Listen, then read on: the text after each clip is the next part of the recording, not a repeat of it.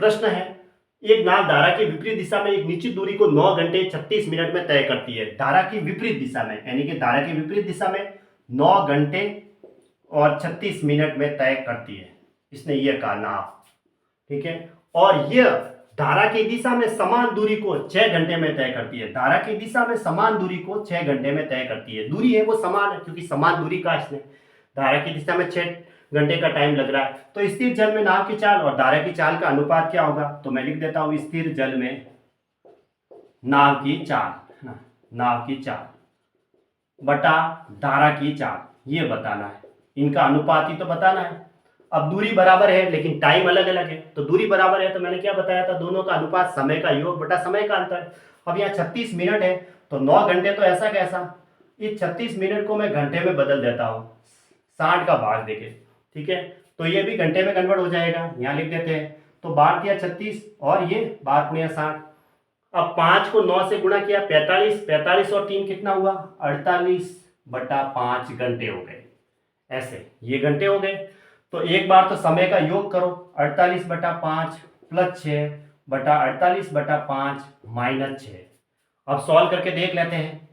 5 को 6 से गुणा किया तो 30, तो 48 और 30 कितने हो गए 78 बटा, देखो इसमें भी नीचे 5 एलसीएम आ रहा है, इसमें भी नीचे 5 एलसीएम आ रहा है, 5 तो 5 कट जाएगा। 5 को 6 से गुणा किया 30, 48 में से 30 गया तो 18, फिर 3 से कट रहा है 6 3 18, 2 3 6 और 6 3 18, फिर देखो 2 से कट रहा है ना, हाँ, तो 13/3 आया, यानी कि 13/3 को हम क्या लिख सकते हैं 13:3। तो ये इसका आंसर हो गया 13:3, यानी ऑप्शन ए राइट है। एक तरीका तो ये हो गया, इसको कहते हैं हम फर्स्ट मेथड, ठीक है। ये फर्स्ट मेथड हो गया जो। अब दूसरा और मेथड बताता हूं मैं आपको, सेकेंड मेथड।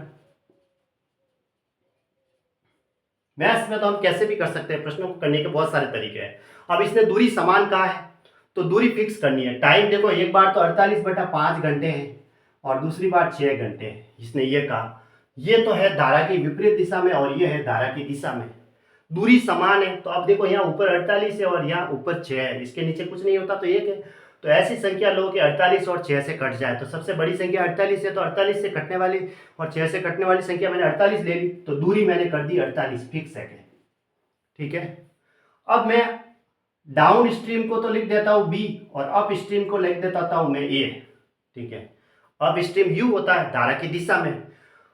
अब धारा की देखो, धारा की विपरीत दिशा में ये टाइम लग रहा है, समय बराबर दूरी बटा चाल, दूरी तो है 48 बटा चाल, चाल क्या है धारा की विपरीत दिशा में डाउन स्ट्रीम होता है तो बी है, टाइम है 48/5 घंटा। तो 48 से 48 कट गया तो बी की वैल्यू क्या मिली मुझे 5 मिली, बी की वैल्यू 5 आई। अब दूसरी स्थिति में धारा की दिशा में 6 घंटे लग रहे हैं, धारा की दिशा में 6 घंटे का टाइम लगता है, समय बराबर क्या होता है दूरी बटा चाल, दूरी तो हमने 48 ले ली है।